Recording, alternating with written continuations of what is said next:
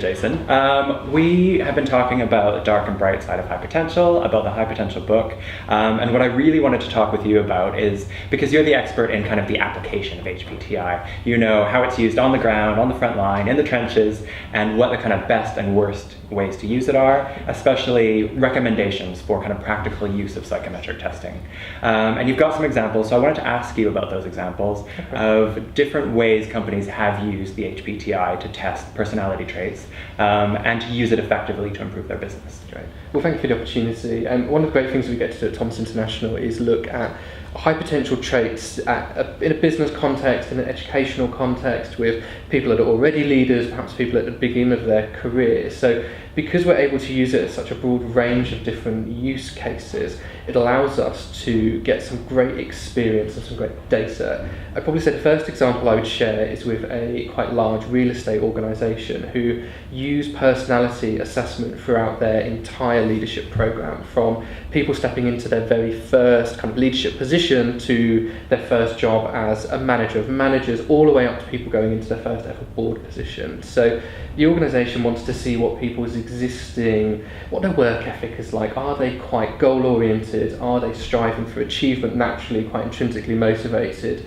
or not? Not to close off career options for people, but to use it as part of a broader set of information to give them insight into what might make them successful. So these people tend to have 360, competency feedback, behavioural insights, information about their learning speed, performance ratings, hard metrics, and they use all of that information and kind of use personality into that to say, how can this person be successful? What sort of development do we need to give them to help them be successful as a leader? And personality is a good example of that too, right? Because it's consistent over time. So personality traits don't change at all, or very little over the lifetime.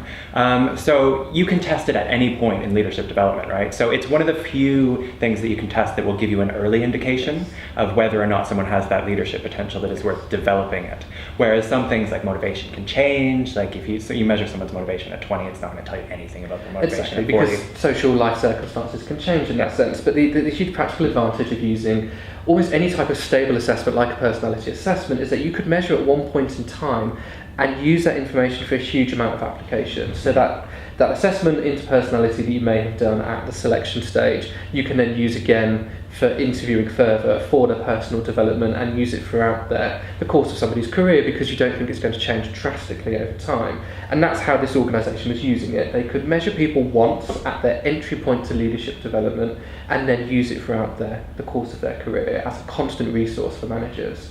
Another example is actually totally different to business. It's in an educational environment, helping to inform universities of students that are going through an application process. So typically an application process could be based on your previous university or college performance, let's say. Perhaps there is an application interview, but again, the application interview is an area that can be open to people's subjective biases and all sorts of cognitive biases. So this university, it's based in Canada, wanted to use assessments to help inform the process for bringing people onto their business programme. And it was quite a unique application for us, and it added huge value because they were able to have some objective information about people's learning styles, how they're going to cope with the ambiguity and self-directed learning of the educational environment compared to what they had done previously. How competitive were they, and were they going to react well to the different type of reward and recognition structures that they're about to enter into? It wasn't used to say yes or no, you're getting onto this programme, but it was able to give the people doing the admission interviews really valuable insight to actually get to know the people better. And it's not based on information that could be a bit more biased. It's not, what university did you go to? I went to the same one, that's great. What subjects did you study? I've got a similar interest. Even if we're not consciously trying to do that, it can happen. So for us, we were able to see how an educational institution could use the same information. And because it was for the business programme, they were also able to use that insight to see how they may perform as leaders themselves after their academic career.